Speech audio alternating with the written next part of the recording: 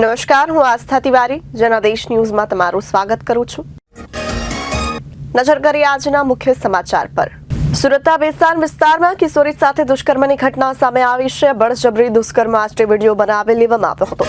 Video viral કરવાની ધમકી આપી કિશોરને બ્લેકમેલ કરી હતી। યુવતીના માતા પિતાએ નોંધાવી ભેસ્તાન પોલીસ મથકમાં ફરિયાદ। ફરિયાદીને આધારે ભેસ્તાન પોલીસે મોહમ્મદ શેખની ધરપકડ કરી છે।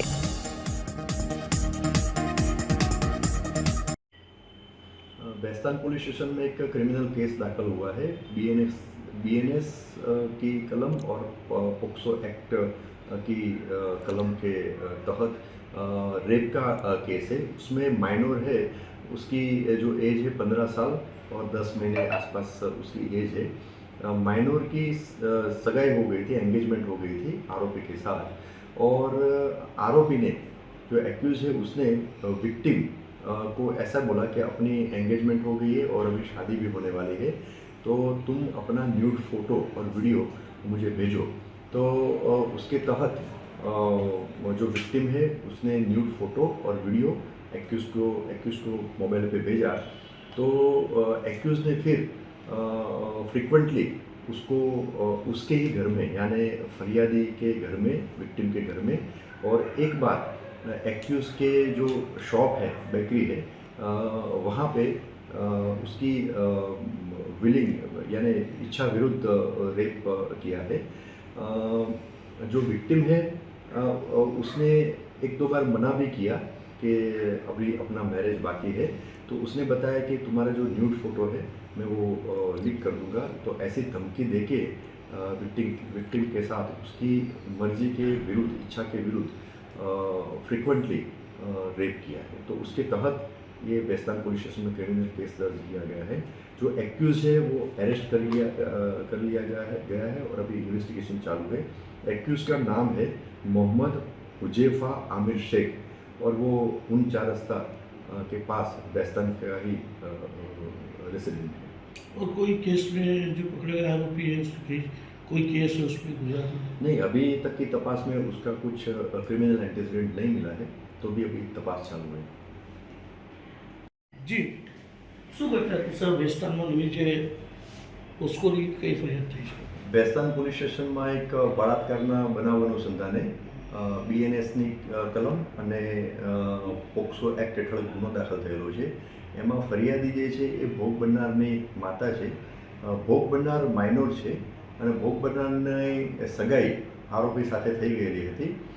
એનો લાભ લઈ અને આરોપીએ અવારનવાર ભોગ બનનારના ઘરે જઈ અને આરોપીની જે બેકરી જે છે ત્યાં દુકાને લાવી અને ભોગ બનનારની ઈચ્છા વિરુદ્ધ અવારનવાર એની સાથે બળાત્કાર કરેલો હતો। શરૂઆતના તબક્કામાં આરોપીએ ભોગ બનનારને એવું કહ્યું કે આપણી સગાઈ થઈ ગઈ છે અને લગ્ન પણ થવાના છે, તો એમ કે તારા ન્યૂડ ફોટો મને મોકલ। તો ભોગ બનનારે થોડી લાગણીમાં આવી જઈ અને એના ન્યૂડ ફોટો બનાવી અને આરોપીની મોબાઈલ ઉપર મોકલેલા હતા। તો એનો પણ એને ગેરલાભ લઈ અને ભોગ બનનાર સાથે અવારનવાર શરીર સંબંધ બાંધેલો હતો। એના પછી ભોગ બનનારે એની માતાને આ બાબતે વાત કરતાં બેસ્તાન પોલીસ સ્ટેશનમાં ગુનો દાખલ થયેલો છે। એમાં આરોપી જે છે મોહમ્મદ હુજૈફા આમિર શેખ અને એ 49 રસ્તા બેસ્તાન ખાતે રહે છે। તપાસના કામે આરોપીની ધરપકડ થઈ ગઈ છે અને હાલમાં તપાસ ચાલુ છે।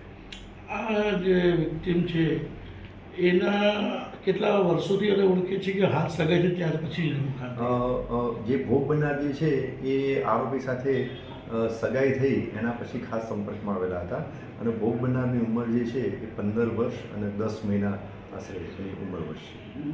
છોકરીને જે વિક્ટિમ છે એને ફોટા પર એને બ્લેકમેલ કરવાનું એવું કોઈ ઘટના સામે આવી છે? હા, એટલે ભોગ બનનારના આરોપીએ એવું જણાવ્યું કે પહેલાં તો એવું જણાવ્યું કે આપણી સગાઈ થઈ ગઈ છે અને લગ્ન થવાના છે એમ કરી અને એની પાસેથી ન્યૂડ ફોટા મંગાવ્યા અને પછી એને એક પ્રકારે એને બળજબરી પણ કરી કે તું જો આ રીતનું મને શારીરિક સંબંધ નહીં બાંધવા દે તો તારા ન્યૂડ ફોટા જે છે હું એમ કે આ બાબતે વાયરલ કરીશ અથવા તો કોકને મોકલી આપીશ।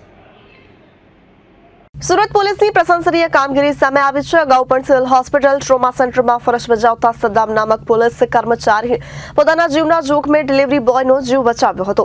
રવિ સિવિલ હોસ્પિટલમાં સારવાર લેવા માટે આવેલ ચપ્પુ લઈને લોકોમાં દમખાવા જમાવતાને રાત્રિ દરમિયાન સિવિલ હોસ્પિટલના ટ્રોમા સેન્ટર ખાતે સદ્દાક નામના પોલીસ કર્મચારી નોકરી દરમિયાન એક દર્દી પર શંકા થતા તેની અંગ ઝડપી દરમિયાન રેમ્બો છરો મળી આવ્યો હતો। નવી સિવિલ હોસ્પિટલ ખાતે સારવાર માટે આવેલ દર્દીની પોલીસ અંગ ઝડપી કરતા તે દરમિયાન રેમ્બો છરી મળી આવતા પોલીસે તેને અટકાવ્યો હતો।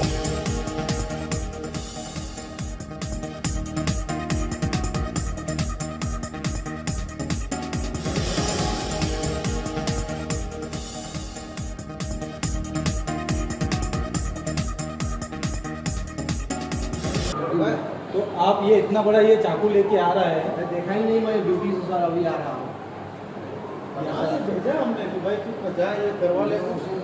अकेला ही आया था, मैं अकेले आया था, मारने के लिए आए थे, मैं अकेले के लिए आया। अभी तो किसी को मारने के लिए आया इधर? नहीं, यहाँ पे मारने के लिए नहीं आया था। तो ये हॉस्पिटल है तो ये चाकू लेके आएगा? यहाँ पे नहीं लेके आया था, मुझे एयरपोर्ट में शिफ्ट लेके आया, मेरे पेट में लगा इसलिए मैं मारने के लिए आया था। हो सकता है रात में मुझे कोई मार सके।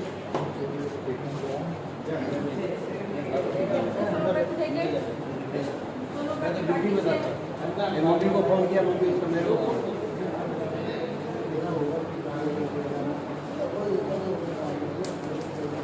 आपका छोकरा ये चाकू लेके घूमता है तो ये आपको देखा नहीं? भाई नहीं देखा, मैं तो अभी आ रहा हूँ सर। मैं ड्यूटी से आया, माँ का तबीयत खराब है, 3-4 दिन रूम पर जाता नहीं है। સુરત પૂર્વ કોર્પોરેટર અકરમ અંસારીએ સ્થાનિકો સાથે સુરત પોલીસ કમિશનરને પોતાની સાથે બનેલ ઘટનામાં લિંબાયત પોલીસ દ્વારા રાગ દ્વેષ રાખી ખોટા કેસ કર્યા હોવાના આરોપ લગાવી કમિશનર પાસે નિષ્પક્ષ તપાસની માંગ કરી છે। સુરત પૂર્વ કોર્પોરેટર અકરમ અંસારીએ સ્થાનિકો સાથે સુરત પોલીસ કમિશનરને પોતાની સાથે બનેલ ઘટનામાં લિંબાયત પોલીસ દ્વારા રાગ દ્વેષ રાખી ખોટા કેસ કર્યા હોવાના આરોપ લગાવી કમિશનર પાસે નિષ્પક્ષ તપાસની માંગ કરી છે। मेरा नाम रुखसार सरफराज सुल्तान है। मैं ये चाहती हूँ कि मेरे पापा को इंसाफ मिलना चाहिए। जब भी जाते हैं उनके नाम की कंप्लेन हो जाती है। जब जाते हैं निम्बायत में कोई भी प्रॉब्लम हो, कहीं भी हो, तो उनके नाम की क्यों आती है? हर जगह उनके नाम की आती है रजी। और जाओ तो उनके नाम का केस ले लेते तुरंत, और हम करते हैं सामने से तो वो नहीं लेते। तो ये क्या अकरम भाई का ही क्यों प्रॉब्लम है? वो तो 10 का इंसाफ करते, वो 10 का फैसला करते। कब तक ये ऐसा चलेगा? और ये हम लोग को इंसाफ चाहिए। कमिश्नर ऑफिस में आए सर से इंसाफ लेने के, हम लोग को हमारे पापा का इंसाफ चाहिए। और अब तक सहन किए, उनको भी हॉस्पिटल का प्रॉब्लम रहता है, उनको भी 4 वो लगा हुआ है, वॉल स्टैंड लगा हुआ है। हम लोग अब नहीं चाहते कि हमारे पापा को कुछ प्रॉब्लम आए। कुछ भी होता है निम्बायत में तो अकरम भाई, सिर्फ अकरम भाई, और भी तो लोग हैं निम्बायत में, कोई भी प्रॉब्लम है। अभी हुआ था किसी और का प्रॉब्लम हो रहा था मैटर, उसमें पापा समझाने गए किसी और के मैटर में। अब वो सामने वाला देखेगा, छुड़ाएगा। हमारे मेन ऑफिस पास और मेन रोड है हाईवे जैसा, तो वहाँ झगड़ा हो रहा था, उनको समझाने गए तो वो उनका अकरम भाई का किस वजह से नाम आया? किसी और का झगड़ा हम क्यों सर पे ले? और हमारे पापा के नाम की क्यों अर्जी हुई? और किसी की होना चाहिए था। अभी आप कहाँ पे आए हो? हम कमिश्नर ऑफिस आए, क्या चाहते हो आप? हमको इंसाफ चाहिए। घटना ये बनी कि 15 तारीख को शाम को 5 बजे 6 बजे की बात है। कोई बवाल मेरे दरवाजे पे ऑफिस पे हो रहा था, तो मैं बाहर निकल के देखा तो झगड़ा हो रहा था। झगड़ा इसलिए हो रहा था कि परवाना नाम का मैं पहचानता हूँ और अगला शख्स जो था मुझे उसे नहीं पहचानता हूँ। उनका झगड़ा हो रहा था आपस में। मैंने बोला भाई बैठ के तुम सुलझा लो, तुम्हारा क्या मैटर है? तो दोनों झगड़ा, वो सामने वाली पार्टी जो आई तो मानने तैयार नहीं, वो परवानों को मार के अंदर गाड़ी बिठा रहे थे। तो रोड पर पब्लिक टूट पड़ी कि क्या बवाल हुआ। उसमें आता भाई दोनों पार्टी के, दोनों इधर से भी आदमी आए, उनके उधर से भी आए। साहब मेरा तो कोई लेना देना नहीं, मेरा कोई रोल नहीं। मेरे को मेरे ऑफिस के पे झगड़ा करे, मैं छुड़ाने कह रहे, मेरे को मेरा नाम ले लिया। मेरे को साहब ने बुलाना कर, मेरे को क्या करें भाई तुमने क्यों मारे? मैं कहता मेरा कोई लेना नहीं है, मेरा कोई मतलब ही नहीं है, मेरे को क्यों परेशान करो, मेरा क्या लेना देना वहाँ पर है। तो वो पीआई साहब जुगराना साहब मानने राजी नहीं। जुगराना साहब बोलता है कि भाई अकरम साहब तू ही बनाता है गेम, तू ही करता है, तो मेरे को इंसाफ चाहिए। अगर मेरे को इंसाफ नहीं मिलता, मैंने हाई कोर्ट हर तरह जहाँ मेरे से पहुँचे मेरी पहुँच वहाँ पहुँचूँगा मैं, पर मेरे को इंसाफ चाहिए और मेरे को इसका तपास चाहिए। आज इसके पहले अभी 3 महीना पहले मेरा एक जगह थी, ये जुगराना साहब ने बुला के मुझे धमकी दी है कि अकरम तेरा ये प्लॉट है, ये रोड में आता है, तू रोड में बनाना मत बोले। मेरा क्या साहब, मेरे का तुम तपास करो, मेरा प्लॉट है, मेरा लिखान है, तो मेरा सब कुछ है, उसका वेरा है, लाइट बिल है, सब है मेरा। तो भी जुगरान साहब मुझे धमकी देते हैं कि तुझे लैंड कैबिनेट में डाल दूंगा। तो क्या साहब ऐसा मैंने क्या गुनाह कर दिया हो कि जुगरान साहब का क्या बिगड़ा? जुगरान साहब किस आता है, किसका फ़ोन चालू होता है, उनका फ़ोन चालू होता है, मुझे धमकी देते हैं कि तेरे को मैं ये कर दूँगा, मैं ये कर दूँगा, तुझे जीना आराम कर दूँगा, तू मेरा नाम सुना है तो मैं कौन हूँ बोले, मैं ये तेरा रहना भारी कर दूँगा। ગોંડલ નગરપાલિકા પ્રમુખની અધ્યક્ષતામાં જનરલ બોર્ડની મીટિંગ મળી છે। જુદા જુદા કામોના કુલ 18 એજન્ડા સાથે જનરલ બોર્ડની મળી છે મીટિંગ। જનરલ બોર્ડમાં પાલિકા પ્રમુખે 2 એજન્ડા સર્વાનુમતે કરાયા છે મંજૂર, જ્યારે બાકીના 16 એજન્ડા આગામી નવા પ્રમુખ, ઉપપ્રમુખ અને ચેરમેનોની અધ્યક્ષતામાં કરાશે નક્કી। જનરલ બોર્ડમાં મોવડી મંડળના સૂચના મુજબ વિવિધ કમિટીના તમામ ચેરમેનના રાજીનામા કરાયા છે મંજૂર। સવા વર્ષની મુદત પૂર્ણ થયા પછી પણ ઉપપ્રમુખ સહિત અલગ અલગ કમિટીના 21 ચેરમેનોના રાજીનામા પ્રમુખ સ્થાને થયા મંજૂર। આપણે સર્વમાન્ય રાખીએ અને એક ક્રિકેટના નાના બાળકો જે ગરીબ બાળકો હોય અને જે ક્રિકેટ રમતા હોય એને ડ્રેસ કે જ્યારે જરૂર પડે ત્યારે આપવું આખા વર્ષમાં એક ઈ 2 મુદ્દા આપણે લઈ બાકી બધા પેન્ડિંગ રાખીશું। આવા આવતા જનરલમાં નવા પ્રમુખ શ્રી લઈશું, રચના કરી નાખશું। અને રાજભાઈ મનીષભાઈ કાંતાબેન જે 1.5 વર્ષ કામ કર્યું એમાં લગભગ બધાને સંતોષ છે, ક્યાંય કોઈ એવું કેવું નથી કે નથી અમારા કામ છે નથી ઓના કામ। હવે નવી કમિટી બનશે, એ લોકો એ રીતે કામ કરશે, બધા એને સાથ સહયોગ આપજો, એમાં કોઈ બાંધછોડ ન કરતા। અને જે આ રાજીનામા આપવાનું કારણ એ છે કે આપણને ગોંડલના નગરોની જનોએ એકી સાથે 44 સીટ આપી છે અને બધા જ સભ્યો આપણા ચૂંટાયેલા છે, બધાને પ્રતિનિધિત્વ કરવાની તક મળે તે માટે થઈ અને આપણે સ્વૈચ્છિક રીતે નવી બોડી આવે એને આવકારી આજ સુધી આપણી જે કંઈ બોડી હતી એને ઘણા બધા કામ કર્યા છે, માનો કે કાતરા પાણીનું આપણે કહી શકીએ, બીજા મોજીના રોડનું કહી શકીએ, એવા ઘણા બધા વિવિધ કામ હતા। તમારા બધાનો ખૂબ સાથ સહકાર રહ્યો છે, તમામ સભ્યોએ ખૂબ જ મહેનત કરી છે। તમામ નગર મને પ્રમુખ તરીકે આપ 1 વર્ષ મને પ્રમુખ તરીકે 1 વર્ષ જે મેં સત્તા ભોગવી એમાં મારાથી કહેવાનું એમ છે કોઈ જાતની કંઈ ભૂલ ચૂક થઈ ગઈ હોય તો મને નાનો ભાઈ સમજીને ક્ષમા કરજો। ખૂબ ખૂબ આભાર। આ બધા ભેગા થયા છે કાર્યવાહી શરૂ કરશે। એજન્ડા નંબર 1 ગઈ સભાનું પ્રોસિડિંગ સભા સમક્ષ વંચાઈને લઈ તેની નોંધ કરવામાં આવે। એજન્ડા નંબર 2 ગોંડલ નગરપાલિકાના શ્રીમતી કાંતાબેન જયંતિલાલ સાટોડિયાનું ફક્ત ઉપપ્રમુખ પદેથી રાજીનામું મંજૂર કરવામાં આવ્યું। એજન્ડા નંબર 3 ગોંડલ નગરપાલિકાના તમામ સમિતિના સભ્યો ચેરમેન પદેથી રાજીનામું મંજૂર કરવા જરૂરી નિર્ણય કરવામાં આવ્યો। એજન્ડા નંબર 4 શ્રી એન્જિનિયર ભરૂચની રહેણાંક કોલોનીમાંથી વન્ય પ્રાણી સુરક્ષા ટ્રસ્ટના સભ્યોએ સાપનું સહી સલામત રેસ્ક્યુ કર્યું। ભરૂચમાં ભારતી રો હાઉસ કોલોનીમાં એક મકાનમાં સાપ દેખાઈ દેતા સ્થાનિક લોકો ગભરાયા। ત્યારબાદ લોકોએ નેચરલ પ્રોટેક્શન ચેરિટેબલ ટ્રસ્ટના હિરેન્દ્રાને જાણ કરતા તેઓ તાત્કાલિક આવી સાપનું રેસ્ક્યુ કર્યું હતું।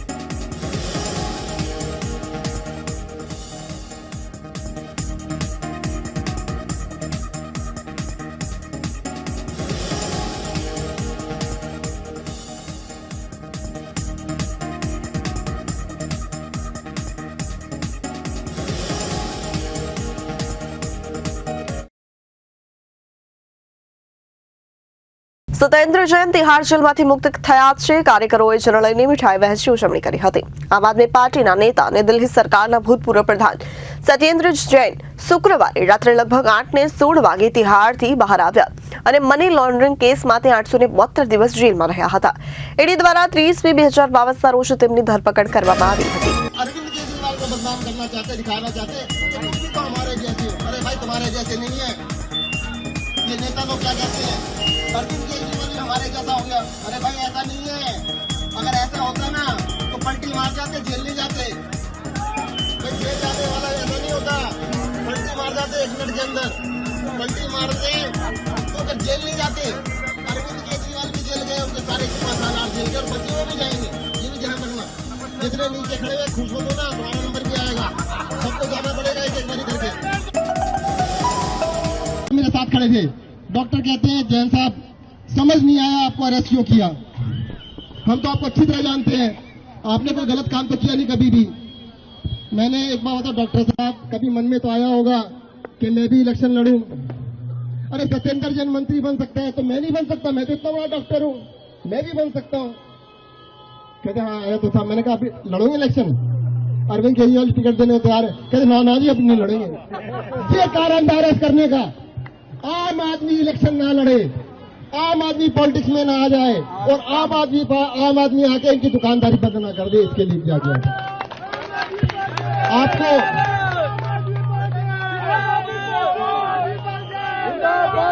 इस देश के सारे रिसोर्सेज को उठा के कुछ चुनिंदा लोगों को दिया जा रहा है, सब कुछ उठा के कुछ लोगों को दे रहे। अरविंद केजरीवाल उसके खिलाफ लड़ रहे हैं, कहते जनता के लिए करूंगा, जो करूंगा सबके लिए करूंगा। वो कहते नहीं, मैं सिर्फ 2 के लिए करूंगा। असली कहानी वो है, 2 के लिए काम करने वाली सरकार और वर्सेस अरविंद केजरीवाल जनता के लिए काम करने वाली सरकार। भारत माता की, भारत माता की, इंकलाब, इंकलाब, इंकलाब। मैं आतिशी जी के बारे में बताना भूल गया, पीछे खड़ी थी, दिख नहीं रही थी। देखो एक एग्जाम्पल और देख लो, आतिशी जी अब हार्वर्ड से पढ़ के आ गई, अब इनको भी जेल तो जाना पड़ेगा, ये बता रहा हूं पहले। अरविंद केजरीवाल ने सबसे पहले क्या कहा था बता देता हूं भाई साहब। उन्होंने तब तक मैं मजाक सोचा था, कहते सत्येंद्र से एक बात सुन ले, आग का दरिया है, तैर के जाना है। इस दरिया को तैर के पार करना पड़ेगा, आग का दरिया है और जेल जरूर जाना पड़ेगा, ध्यान रखियो। एक किस्सा और बताता छोटा सा आपको। जब 2013 में 21 जुलाई 2013 को मुझे टिकट मिला आम आदमी पार्टी का, ऐसा 2 दिन बाद अरेस्ट कर लिया मुझे। तब भी अरेस्ट किया था, क्यों किया था? अरे तब भी यही कहानी थी। अशोक विहार में एक डॉक्टर साहब रहते थे, उनके घर गया, भाई साहब इलेक्शन लड़ लो, कहते मैं नहीं लड़ता। कहने क्यों? कहते तुझे अरेस्ट कर लिया, मुझे भी कर लेंगे। तो मैं ये कह रहा हूं डरना मत, आम आदमी पार्टी को सपोर्ट करने वाले पीछे हटना मत। क्या बात है, इस देश के अंदर एक क्रांति है, इस क्रांति को आगे बढ़ानी है। धन्यवाद, जय हिंद, जय भारत। સુપ્રીમ કોર્ટના આદેશ પર દિલ્હી સરકારે સીબીમાં સ્મોક ટાવર બનાવ્યો છે અને તેની આવરદા 2 વર્ષની હતી। તેનો રિપોર્ટ પણ કોર્ટમાં ગયો છે, પરંતુ ભાજપાના नेता આનંદ વિહારમાં કેન્દ્ર સરકાર દ્વારા બનાવાવેલ સ્મોક ટાવરમાં ડોક્યુ પણ કરવા નથી જતા।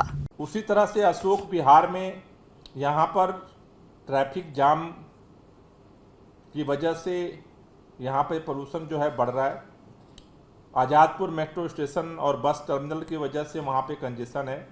मेट्रो का प्रोजेक्ट बगल में चल रहा है गुजरावाल टाउन में। इसके लिए यहाँ पर MCD, traffic police, Delhi metro और इनकी कोऑर्डिनेशन कमेटी बनाई गई है। द्वारका हॉट स्पॉट में इसी तरह से वहाँ पर जो राष्ट्रीय मलेरिया अनुसंधान केंद्र है वहाँ पर, और उसको स्थापित करने के लिए वहाँ पे काम चल रहा है। डीडीए का ग्राउंड है जहाँ पे कचरा है, सीएनडी कचरे का अवैध डंपिंग वहाँ पर है। इसके लिए एमसीडी और डीडीए की कोऑर्डिनेशन टीम जो है वहाँ द्वारका के लिए गठित की गई है। तीसरा हॉट स्पॉट है मुंडका। मुंडका में वहाँ पर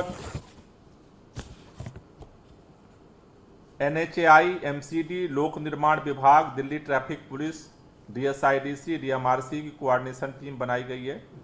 मुख्य तौर पर वहाँ पर RMT प्लांट का संचालन हो रहा है।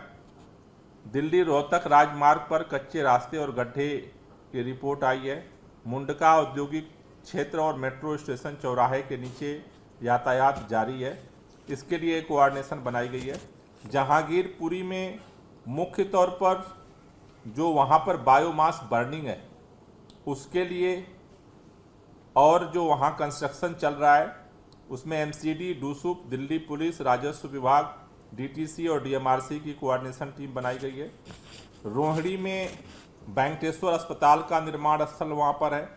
INFC भूमि पर कचरा डंपिंग है, उसके लिए आईएफसी और एमसीडी फायर सर्विसेज की कोऑर्डिनेशन कमेटी बनाई गई है। नरेला में वहाँ पर डीटीसी बस डिपो का निर्माण कार्य चल रहा है। नरेला इंडस्ट्रियल एरिया की खाली जगह पर कचरे की डंपिंग है। एनआईटी दिल्ली में निर्माण कार्य चल रहा है। इसके लिए यहाँ पर NHAI, MCD, DSIDC, Delhi traffic police, Delhi के डीडीए और डीटीसी टाटा पावर का कोऑर्डिनेशन जो है वो कमेटी बनाई गई है।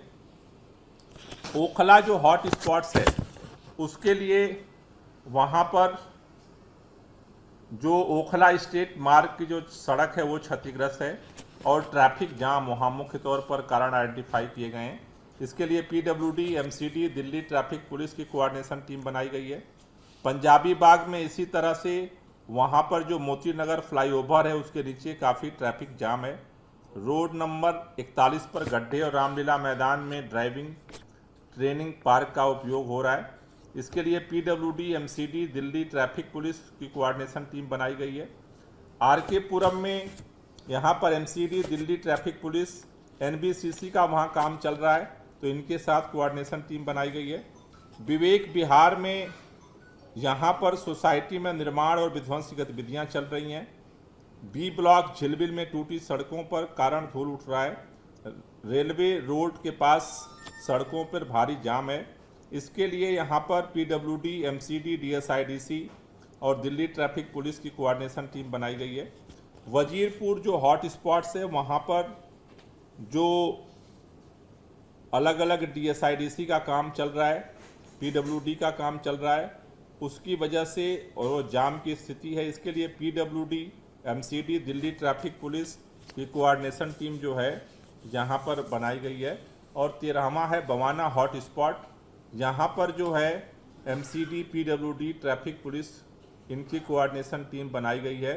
ख़ास तौर से यहाँ पर जो महर्षि वाल्मीकि अस्पताल के बाहर जो अवैध कूड़ा डंपिंग है, अस्पताल के बाहर यातायात की वजह से जो जाम लगता है उसको देखते हुए यहाँ पर ये टीम का गठन किया गया है। धीरे धीरे सर्दियाँ बढ़ने के साथ साथ उत्तर भारत में प्रदूषण का स्तर बढ़ने लगा है। दिल्ली के अंदर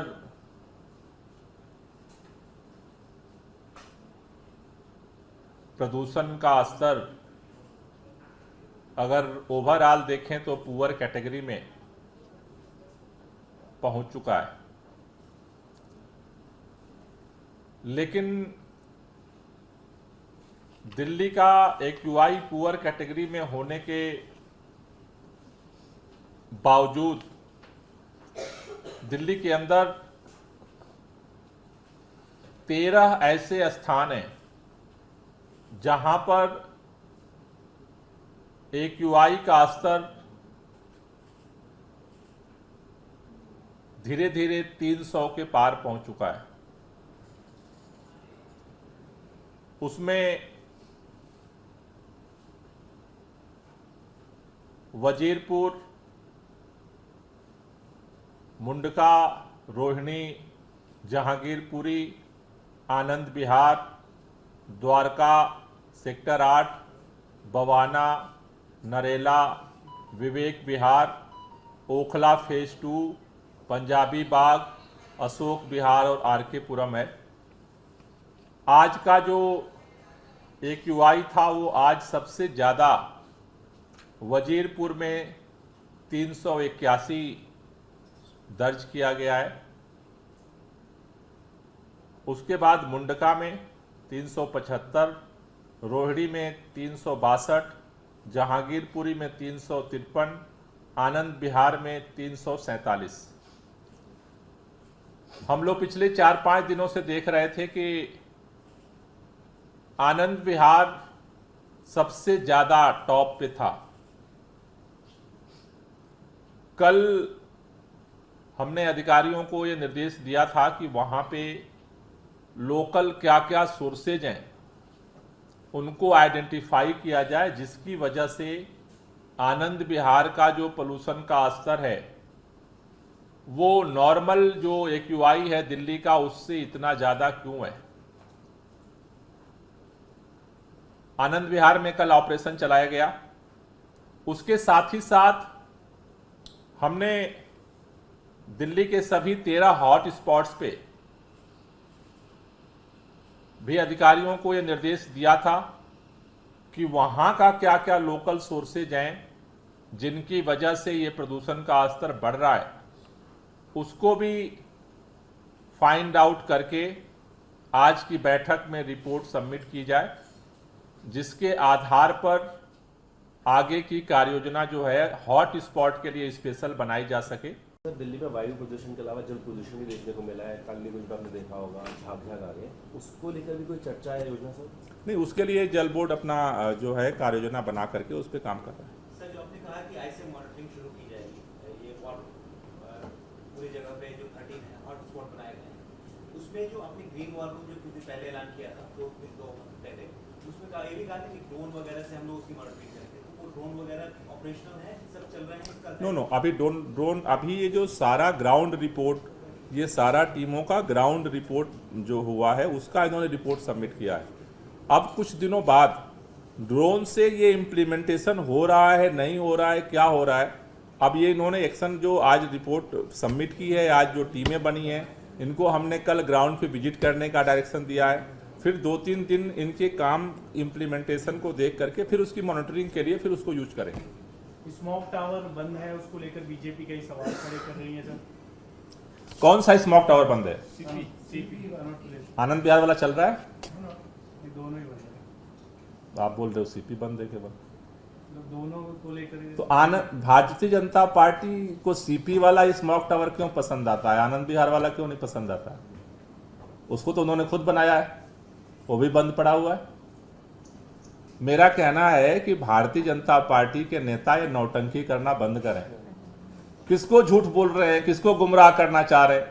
दिल्ली के अंदर 2 स्मोक टावर बनाए गए सुप्रीम कोर्ट के आदेश पर। एक स्मोक टावर केंद्र सरकार ने आनंद विहार में बनाया, जहां एक बार भी भारतीय जनता पार्टी के नेता झांकने भी नहीं जाते कि उसकी हालत क्या है। दूसरा स्मोक टावर जो है कनॉट प्लेस में दिल्ली सरकार ने बनाया, 2 साल की उसकी कार्यावधि थी, वो कार्यावधि जो है उनकी कंप्लीट हो गई, उसकी रिपोर्ट सुप्रीम कोर्ट में जा रही है। लेकिन मेरा कहना है कि भारतीय जनता पार्टी के नेताओं के नौटंकी की जगह थोड़ा कुछ कदम उठाने चाहिए। सारे भाजपा की सरकारें हैं दिल्ली के चारों तरफ, भाजपा के मंत्री सो रहे। उत्तर प्रदेश का पर्यावरण मंत्री कहां है किसी को नहीं पता, राजस्थान के पर्यावरण मंत्री साहब क्या कर रहे हैं किसी को नहीं पता, हरियाणा के पर्यावरण मंत्री क्या कर रहे हैं किसी को नहीं पता, केंद्र सरकार के पर्यावरण मंत्री कहां हैं किसी को नहीं पता। 2 लेटर लिख चुका भारतीय जनता पार्टी के नेताओं को, केंद्रीय पर्यावरण मंत्री को, कि इमरजेंसी सिचुएशन आने वाली है, कृत्रिम वर्षा के लिए एक मीटिंग बुला लो। एक मीटिंग बुलाने की फुर्सत नहीं है जिस पार्टी को, पत्र का जवाब देने की फुर्सत नहीं है, उसका नेता आनंद विहार की जगह कनॉट प्लेस में जाकर के जो है ड्रामे करता है। शर्म नहीं आती है भाजपा के नेताओं को? 4-4 सरकारें हैं और सारे मंत्री गायब हैं, केंद्र सरकार सो रही है और भाजपा का नेता एक वीडियो बनाता है, कहां आनंद विहार नहीं। मैं दिल्ली के लोगों से कहना चाहता हूं, ये भारतीय जनता पार्टी के दोहरे चरित्र को समझना बहुत जरूरी है। आनंद विहार में जाके बनाओ, बताओ कि क्या केंद्र सरकार की क्या कमी रही है। भारतीय जनता पार्टी के लोगों से कहना है नौटंकी बंद करो। एक सरकार दिल्ली में हमारी है, 4 सरकार आपकी है। दिल्ली सरकार जितना कर रही है उसका 1/4 भी करोगे तब भी आपका भी योगदान होगा प्रदूषण कम करने में। भारतीय जनता पार्टी प्रदूषण बढ़ाने के लिए काम कर रही है, आम आदमी पार्टी प्रदूषण घटाने के लिए काम कर रही है। आज दिल्ली के अंदर जितने हॉट स्पॉट्स हैं उनके कार्य योजना को बनाने और संचालन करने के लिए एमसीडी के जो डिप्टी कमिश्नर्स हैं उनको हॉट स्पॉट्स का इंचार्ज बनाया गया है और उसके साथ साथ हर हॉट स्पॉट्स के लिए एक कोऑर्डिनेशन कमेटी का गठन किया गया है, जिसमें उस एरिया में जिस जिस डिपार्टमेंट से संबंधित कार्य हैं उन कार्यों को वो कोऑर्डिनेशन कमेटी एग्जीक्यूट करेगी और जो एमसीडी के डीसी हैं वो उनको हेड करेंगे। उनकी अध्यक्षता में, उनके निर्देशन में ये पूरा हॉट स्पॉट्स का जो है ऑपरेशन जो है वो चलाया जाएगा। 13 हॉट स्पॉट्स के लिए जो अलग अलग कार्य योजना है आज उन्होंने हमारे सामने प्रस्तुत किया है। इस पूरे कोऑर्डिनेशन कमेटी को संचालित करने के लिए डीसी के साथ डीपीसीसी का एक इंजीनियर भी 13 जगह पे डिप्यूट किए गए हैं, जो एमसीडी के डिविजनल कमिश्नर के साथ मिलकर के इस कोऑर्डिनेशन कमेटी को सहयोग करेंगे। और ये जो डीपीसीसी के इंजीनियर्स हैं ये डेली बेसिस पे वहाँ पे क्या एक्शन हो रहा है उसकी रिपोर्ट वार रूम को सबमिट करेंगे।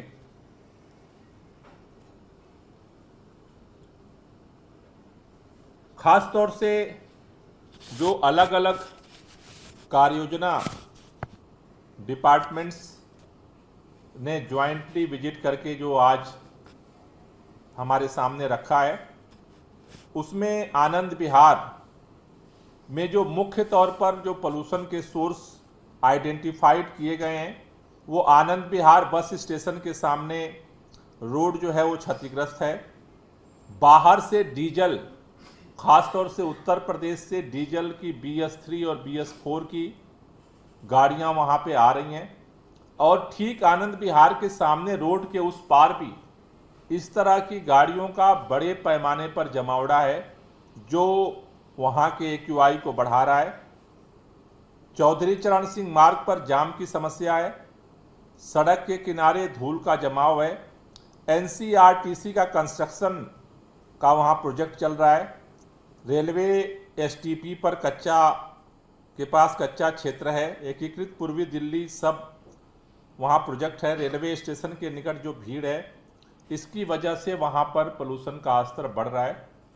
इसको देखते हुए यहाँ पर डीसी के नेतृत्व में DSIDC, transport, NCRTC, PWD, MCD, NBCC, railway और ट्रैफिक पुलिस का एक कोऑर्डिनेशन कमेटी आनंद विहार के लिए जो है बनाई गई है। SC/ST OBC સમુદાયના બાળકો માટે અરવિંદ કેજરીવાલની ભેટ ભાજપા દ્વારા બંધ કરાયેલી મુખ્યમંત્રી જય ભીમ યોજના ફરી શરૂ કરવામાં આવી। फरिश्ते योजना चालू हो गई है। फरिश्ते योजना भी इन्होंने बंद की थी, वो भी मैं आप लोगों की जानकारी के लिए बता दूं। फरिश्ते योजना चालू हो गई है। फरिश्ते योजना क्या है बहुत सारे लोगों को नहीं पता है, थोड़ा सा आप इसका प्रचार कर दीजिएगा जन सेवा के लिए, कि अगर दिल्ली में किसी का भी एक्सीडेंट होता है, अक्सर हम देखते हैं कि वो एक्सीडेंट होने वाला व्यक्ति वहीं सड़क पे दम तोड़ देता है। कोई उसको अस्पताल नहीं ले जाना चाहता, दो कारण से। एक तो उसको लगता है मेरे ऊपर पुलिस केस हो जाएगा, मैं पचड़े में पड़ जाऊंगा। दूसरा इसलिए कि जिस अस्पताल में लेके जाऊंगा उस अस्पताल वाले कहेंगे पहले इसके पैसे जमा करा, अस्पताल वाले उसको एडमिट नहीं करेंगे। फरिश्ते योजना में हमने कहा भाई उसको नियरेस्ट अस्पताल में भर्ती करा दो, चाहे बड़े से बड़ा 5 स्टार अस्पताल हो, चाहे अपोलो, मैक्स, फोर्टिस, स्कॉट्स, जो भी अस्पताल है, किसी भी अस्पताल में नियरेस्ट में उसको भर्ती करा दो। जिसका एक्सीडेंट हो आपसे कोई प्रश्न नहीं पूछा जाएगा और उसका सारा खर्चा दिल्ली सरकार देती है। अभी तक 26,000 लोगों की हम जिंदगियां बचा चुके हैं फरिश्ते स्कीम में। ये स्कीम भी इन लोगों ने बंद कर दी। एक्सीडेंट पीड़ितों को इलाज कराने के लिए दिल्ली सरकार जो फ्री वो देती है, दिल्ली सरकार जो उनका इलाज कराती है, स्कीम भी इन्होंने बंद कर दी, लेकिन वो स्कीम हमने दोबारा चालू करा दी। इसके अलावा जब आप सरकारी अस्पताल में जाते हो, सरकारी अस्पताल में अगर लंबी लंबी लाइनें होती हैं, अगर पता चले भाई कोई सर्जरी है, वो सर्जरी आपकी नहीं हो पा रही और 1 महीने बाद का टाइम मिल रहा है, आपको कोई टेस्ट है, वो टेस्ट अभी नहीं हो पा रहा, मशीन खराब है, मशीन खाली नहीं है, तो वो सरकारी अस्पताल आपको रिकमेंड करता है आप प्राइवेट में जाके आप अपना इलाज करा लीजिए, अपनी सर्जरी करा लीजिए, अपनी टेस्ट करा लीजिए। वो सारा फ्री सरकार रीइंबर्स करती है उस अस्पताल को, प्राइवेट अस्पताल वाले आपसे पैसे नहीं मांगेंगे। ये स्कीम भी इन्होंने बंद कर दी थी, इसको भी हमने दोबारा चालू करा दिया।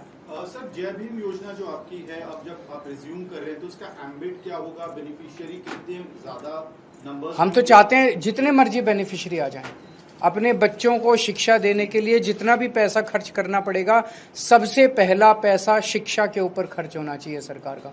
इसमें there is no limit to beneficiaries. Scholarship amount भी सर कुछ तय कर रहे हैं? स्कॉलरशिप तो 2500 रुपये स्कॉलरशिप नहीं देते हम, उसका सीधे वो जाए उसमें एडमिशन ले ले कोचिंग इंस्टीट्यूट में, उस कोचिंग इंस्टीट्यूट को सीधे उसकी फीस रिइंबर्स हो जाती है, उससे पैसे नहीं लिए जाते। पंजाब के प्राइमरी स्कूल के टीचर्स फिनलैंड जा रहे हैं, इससे पहले दिल्ली के टीचर्स को जब बाहर भेजा जा रहा था उसमें काफी अड़चने आई थी। नहीं, पर पंजाब में कोई अड़चने नहीं आ रही। पंजाब फुल गवर्नमेंट है। आप सब लोग मिलकर दिल्ली को भी फुल गवर्नमेंट बनाइए तो ये अड़चने खत्म हो जाएंगे। Thank you.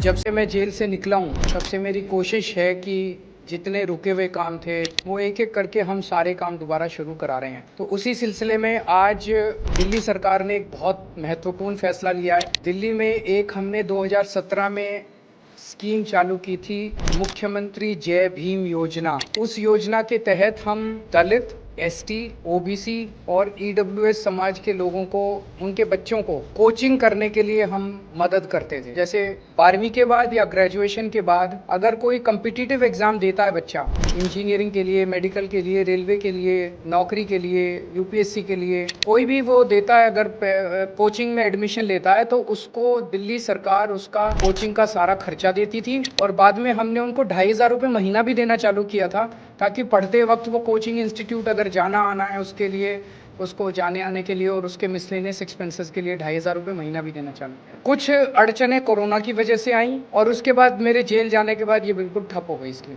लेकिन आज मुझे बेहद खुशी है पूरे दलित समाज को, ओबीसी समाज को, ईडब्ल्यूएस, हमारे गरीब भाइयों को बताते हुए कि आपके बच्चों के लिए आज दिल्ली सरकार ने इस स्कीम को दोबारा चालू कर दिया है। जितनी पुरानी पेमेंट्स बकाया थी, जिसकी वजह से ये पेमेंट्स नहीं की गई, मेरे जेल जाने के बाद पेमेंट्स रोक दी गई, वो पेमेंट्स अब वेरिफिकेशन वगैरह करके दोबारा कर दी जाएंगी उनकी इंस्टीट्यूट्स की पुरानी पेमेंट्स, और इन स्कीम्स को दोबारा रजिस्ट्रेशन करके बच्चों को दोबारा मुहैया कराया जाएगा। ये सारी अवसर मुहैया कराए जाएंगे। और मैं भगवान से प्रार्थना करता हूँ कि बच्चे, हमारे गरीबों के बच्चे खासकर, खूब फलें फूलें, आगे बढ़ें, तरक्की करें, देश के विकास में योगदान करें। वो किसी भी तरह से दूसरे वर्गों से पीछे नहीं है, किसी भी तरह से दूसरे वर्गों से कम नहीं है। उन्हें अवसर हम पूरे देंगे। जैसा आप लोग देख रहे हैं कि जब मैं जेल में था, इन लोगों ने दिल्ली के लोगों को परेशान करने में कोई कसर नहीं छोड़ी। ऐसे काम रोक दिए जिससे दिल्ली के गरीब आम आदमी बहुत ज़्यादा परेशान हो रहे हैं। इन लोगों के लिए दिल्ली के लोग एक राजनीति का हिस्सा हो सकते हैं, पर मेरे लिए दिल्ली के लोगों के साथ मेरा अलग रिश्ता है। दिल्ली के लोग मेरा परिवार हैं। दिल्ली के लोगों को मैं तकलीफ़ में नहीं देख सकता। दिल्ली के लोगों का बहुत एहसान है मेरे ऊपर। तो जब से मैं जेल से निकला हूँ तब से मेरी कोशिश है कि जितने रुके हुए काम थे, जो इन्होंने मुझे जेल में डाल के इन लोगों ने दिल्ली के काम रोके, दिल्ली वालों को परेशान किया, दिल्ली वालों को तकलीफ़ दी, दिल्ली वालों को सताया, दिल्ली वालों पे अत्याचार किया, वो एक एक करके हम सारे काम दोबारा शुरू करा रहे हैं। तो उसी सिलसिले में आज दिल्ली सरकार ने एक बहुत महत्वपूर्ण फैसला लिया है और मैं दिल्ली के दलित समाज के लिए, एसटी समाज के लिए, ओबीसी समाज के लिए, ईडब्ल्यूएस वालों के लिए एक बहुत अच्छी खुशखबरी लेके आया हूँ। दिल्ली में एक हमने 2017 में स्कीम चालू की थी, मुख्यमंत्री जय भीम योजना। उस योजना के तहत हम दलित, एसटी, ओबीसी और ईडब्ल्यूएस समाज के लोगों को, उनके बच्चों को कोचिंग करने के लिए हम मदद करते थे। जैसे मैं खुद 12वीं के बाद जब मैंने आईआईटी की तैयारी की तो मुझे याद है मैंने 2 कोचिंग इंस्टीट्यूट से कोचिंग की थी और उन दिनों में भी कोचिंग बहुत महंगी हुआ करती थी। और मुझे लगता है कि अगर मैं वो दोनों कोचिंग नहीं करता तो पता नहीं मेरा अच्छा रैंक आता नहीं आता आईआईटी में, मेरा एडमिशन होता नहीं होता आईआईटी में, उसके बाद जब मैं पास आउट हो गया, फिर मैंने सिविल सर्विसेज की तैयारी की, तब भी मैंने कोचिंग की थी। अगर वो कोचिंग ना करता तो पता नहीं मेरा होता नहीं होता।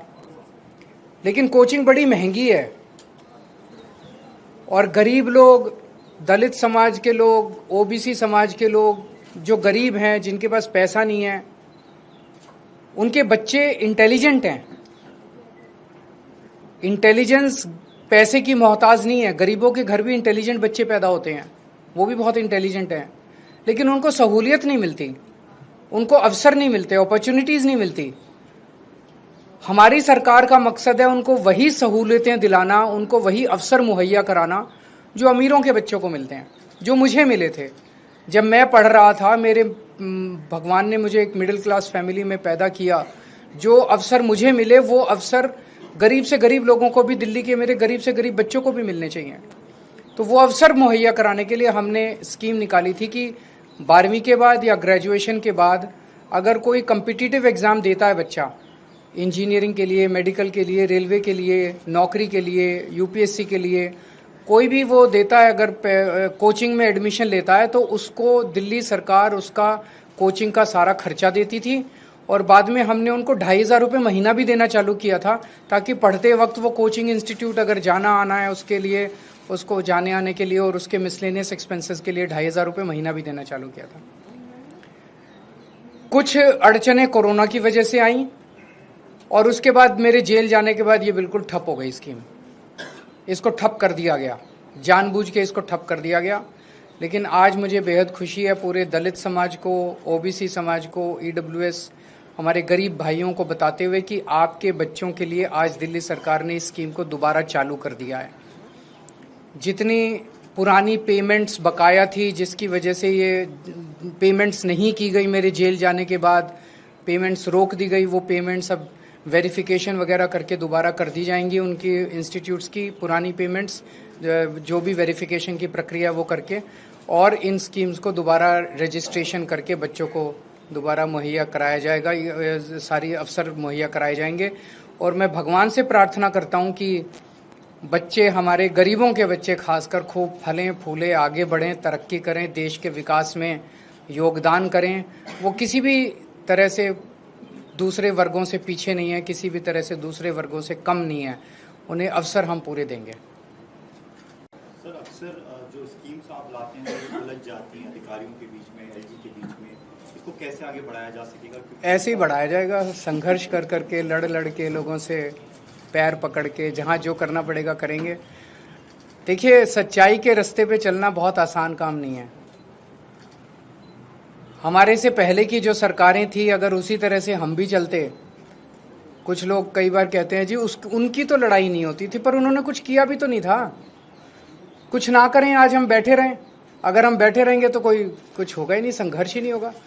हम ये काम कर रहे हैं। हमने, मनीष सिसोदिया ने स्कूल ठीक किए इसीलिए वो जेल गए, सतेंद्र जैन ने मोहल्ला क्लिनिक बनाए इसीलिए वो जेल गए, मैंने बिजली फ्री करी, इतने सारे काम करे इसीलिए मैं जेल गया, इसीलिए इतना संघर्ष है। अगर हम ये सारे काम ना करें, हम भी पैसे कमाएं, ऊपर वाले उनको भी पैसे देते रहें, बांट के, मिल बांट के खाएं, ये तो व्यवस्था चली रही थी। इसी व्यवस्था को तो खत्म करने के लिए आए। हमारा किसी पार्टी से दुश्मनी नहीं है, हमारी किसी व्यक्ति से दुश्मनी नहीं है, ये पूरी व्यवस्था बदलनी है अपने को मिलके। નેશનલ ડેમોક્રેટિક એલાયન્સના મુખ્યમંત્રી અને નાયબ મુખ્યમંત્રીઓની આજે ચંડીગઢમાં બેઠક મળી હતી। आज राष्ट्रीय जनतांत्रिक गठबंधन national democratic alliance 25 ministers council की मीटिंग आज चंडीगढ़ में हुई, जिसमें हमारे सभी एनडीए गवर्नमेंट के मुख्यमंत्री और उप मुख्यमंत्रियों ने भाग लिया। कुल मिलाकर के हम ये कहना चाहते हैं कि प्रधानमंत्री जी ने इस बात पर जोर दिया, बल दिया कि लोगों को गवर्नेंस से उनके समस्याओं का सॉल्यूशन होना चाहिए, और जो प्रशासन है उसकी मूल अवधारणा में जो उसकी स्पिरिट है वह इस बात पर निर्भर करती है कि हम लोगों के ग्रीवेंसेस को किस तरीके से रिड्रेसल करते हैं। और इसलिए इस बात का प्रयास होना चाहिए कि हम pro people, proactive good governance P2G2, इस पर हम ध्यान दें और इसको हम आगे बढ़ाएं।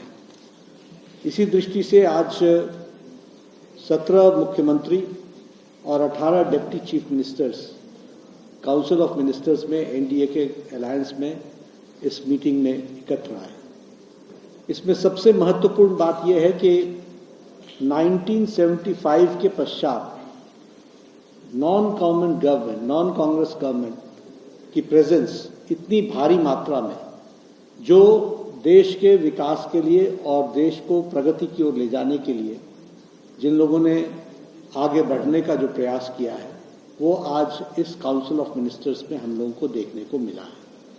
एक बहुत बड़ी संख्या में नॉन कांग्रेस फ्रंट, जिसे हम एनडीए कहते हैं, राष्ट्रीय जनतांत्रिक गठबंधन कहते हैं, उसकी प्रेजेंस देश की प्रगति के साथ किस तरीके से आगे बढ़ रहा है उसकी ये काउंसिल जीती जागती मिसाल है। कुल मिलाकर इस कॉन्फ्रेंस में 6 प्रस्तावों पर चर्चा हुई और सर्वसम्मति से प्रस्ताव पारित किए गए।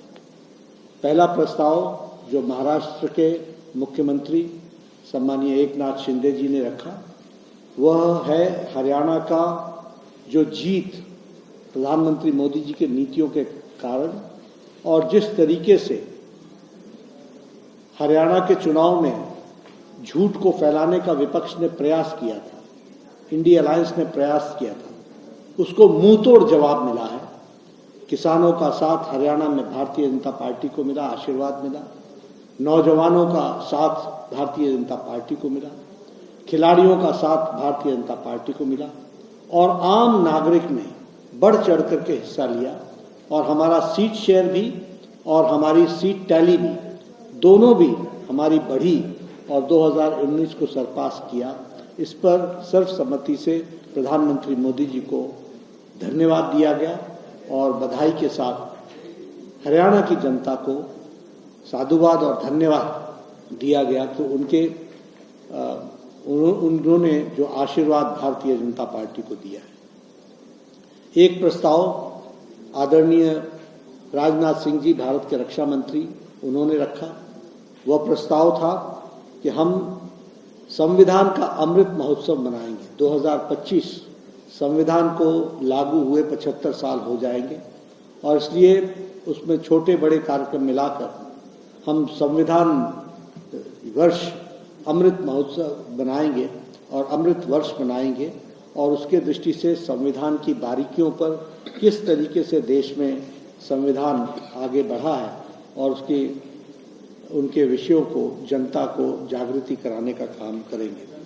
इसमें मैं यह बात भी कहना चाहता हूं कि प्रधानमंत्री जी ने इस पर अपनी ऑब्जर्वेशन दी कि आज हम सबके लिए कल का दिन बहुत खुशी का विषय है कि कल जो जम्मू कश्मीर में शपथ ग्रहण का कार्यक्रम हुआ वह कार्यक्रम भारत के संविधान के तहत पहली बार आजाद भारत में हुआ। यह बताता है संविधान की ताकत और यह बताता है धारा 370 का एब्रोगेशन का अर्थ क्या होता है। इसके पहले ओथ टेकिंग शपथ ग्रहण कार्यक्रम वो जम्मू कश्मीर के संविधान के तहत होता था। पहली बार आजाद भारत में मोदी जी के नेतृत्व में जम्मू कश्मीर में भी शपथ ग्रहण समारोह भारत के संविधान के अनुरूप हुआ। इस ऑब्जर्वेशन को भी हम सब लोगों ने सुना। एक प्रस्ताव में अमित शाह जी ने हम सबको ध्यान में लाया है कि 50 वर्ष इमरजेंसी को लगे हुए हुआ और 50 वर्ष पूर्व इमरजेंसी की हत्या हुई 1975 में।